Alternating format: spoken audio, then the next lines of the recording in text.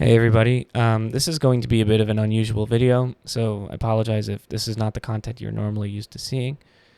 This is going to be about my experience with Hololive and why I quit watching them cold turkey, what changes in my life led me to do that.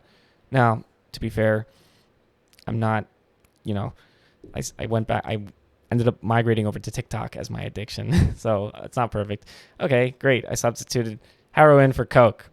Big deal, right? But there have been some improvements in my life that I feel are noticeable and have helped me just be more satisfied with my life in general ever since I quit watching them and replaced them with other habits. So I'll talk about that later. And yeah, I just hope that if you're like, I hope that this video goes to help someone. Okay, so let me go all the way back.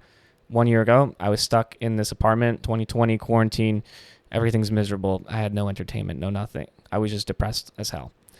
And what do? I find Hololive translated clips from Liger and all the Matsuri shit, and I get hooked on it. It was amazing. I've never seen content like it before. It was truly next level shit. And I kind of start branching out, and I check out other VTubers, and I watch for a couple hours. And what I realized, I think about was 4 months later, was I started to get parasocial feelings, parasocial relationship feelings. And when that happened, I started to get scared because I realized that's not normal. That is not what is supposed to be happening. So I decided to think and learn and study a little bit more about the entertainment industry because and now here's the irony in this whole thing is that they actually inspired me to do my own entertainment. So be that as it may, they have helped me, which is pretty interesting. Now it's time for me to take the training wheels off and ditch them. So for me, my own personal goal has been to be a DJ. Besides obviously graduating and getting a job, a normal job, I realized about a year ago that DJing makes me really, really happy. I love doing it. It's super fun and fulfilling. And I get a huge dopamine rush just seeing people dance to music. Like it just, I can't explain it.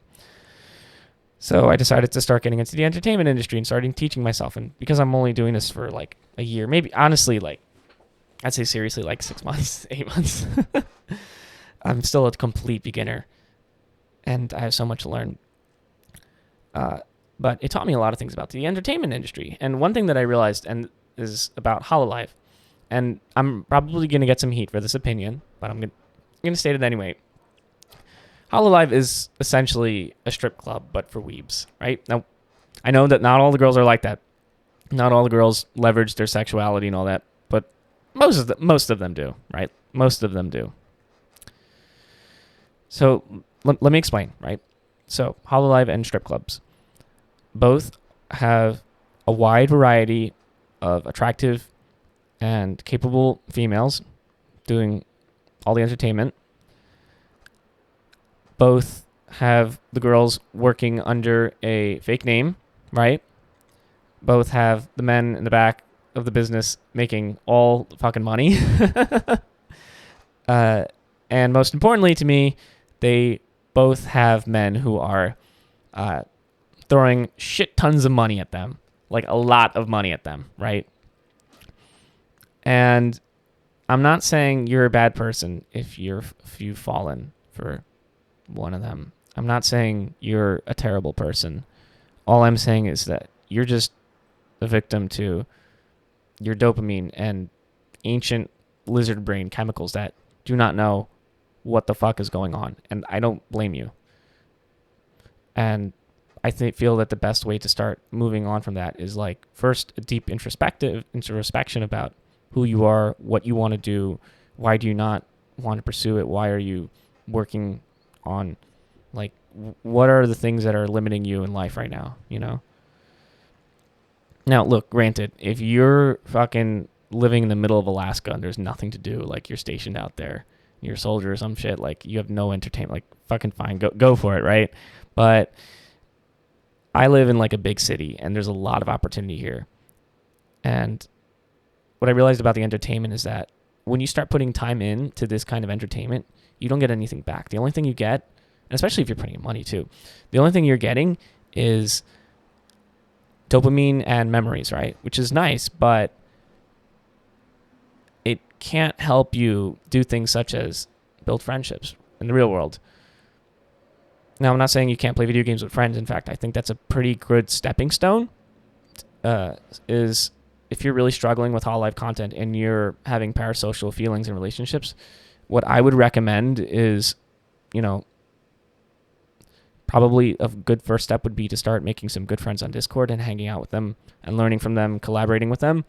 And eventually what you'll see is that, like I said, you put in all this time and you get nothing for it. But if you really bust your ass to work in some other, or to make friends in some other field, what's going to happen is that you're going to, spend time with them, entertainment, whatever. But you're also going to be building a relationship, a bond, a two-way street, someone that can help you and save you when you need it, or can give you advice, right? And that's really important if you want to succeed in life or you want to do what you want to do. So when I started to realize that, I realized that I'm essentially giving time and money, but only for chemicals, a dopamine rush. And it sounds a lot like a drug, So it's pretty bad, And again, I'm not saying you can't watch them. And I'm not saying all the girls are like this. For example, Ollie's a zombie and she can't leverage her sex appeal. So she has to do a lot of other creative stuff that's actually pretty cool, like teaching how to add matrices and shit. I was like, that's pretty dope, actually. It's education, which I think is actually going to be the future. VTuber education is coming, whether you guys like it or not. Yeah, anime girls are going to be teaching calculus soon. It's going to happen. I mark my words. It's going to happen. There's going to be a Khan Academy for VTubers. I'm telling you it's going to happen. Maybe I should make that business. Anyway, so I'm rambling here, but for me, it was a really slow process of starting to believe in myself again and believing that I have the ability to pursue my dreams. And now, doesn't really show on this camera very well, but I'm lifting weights. I'm eating a lot better, mostly. There are a lot of days where I'm depressed and I sit in bed and I just don't do anything. I'm not going to lie. I got my own shit to deal with. But overall, I'm trending upwards. I have made a lot more friends in the past 4 months than I have in ages. And interestingly, most of these friends are out of college, which is really interesting because people always talk about how hard it is to make friends out of college. Now, well, technically I'm still in college, but these are friends outside of college. So perhaps once I enter the working world, I do remember getting my internships and working 60 hours a week, 50 hours a week, that it's pretty hard to do. But I think it is possible. And again, if you're stuck in the middle of nowhere, that's rough. That's difficult. You don't have as much options for things to do. So, but if you're like me and you live near a big city, there is potential for you. There is opportunity for you. There is, a life worth living is out there. And you're going to screw up and you're going to make mistakes and you're going to fall down a lot. But if you keep going, you're going to trend upwards. And I've seen it for myself, even though I'm not a professional DJ. I've decided that I want to look as good as I can and be as good aesthetically and socially as possible. So I started to work my social skills, practice them, and they are skills. You can do it. You can train them. That's why they're called skills. And I'm already seeing an improvement. I'm feeling it's a lot easier to just maintain conversations and make friends. And even sex appeal too is working. Put it that way. So, again, if you watch them just every now and then, watch some clips, there's no big deal. But if you're sitting down and you're in love with a streamer, that's going to be the new hit song. Instead of in love with a stripper, it's in love with a streamer. That's going to be the next hit song. So yeah, if you're in that position, the question I have to ask for yourself is, what do you really, really want to do? What do you want to do more than anything in the world? And what's stopping you? Why did you learn at a young age that you don't have the ability to do whatever? Who taught you at a young age that you're not capable of success or whatever it is, right? So, yeah.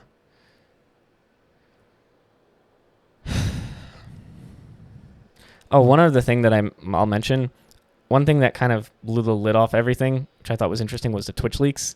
Even though it wasn't YouTube, which is the primary dominant streaming platform, it was really interesting to get in a feel for how much money all the girls are making. And it probably explains why Coco quit and became Kason, because she was making so much money for the company that she was like, this sucks. I want to make my own money and get more of the money to me, instead of like probably half of it going to the company. And by the way, if you're offended by the fact that I talked about their real identities, I don't care. I really don't care. They are not mythical goddesses. They are people. They are entertainers. The real reason Hololive is so... And by the way, this is just going to be a business lesson. So I'm just going to teach you some stuff.